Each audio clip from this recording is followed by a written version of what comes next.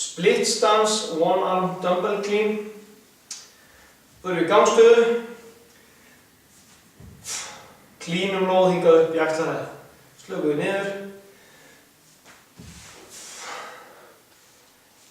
Sumum þykir betra að taka svona skæruhopp í loftinu og grípa hér.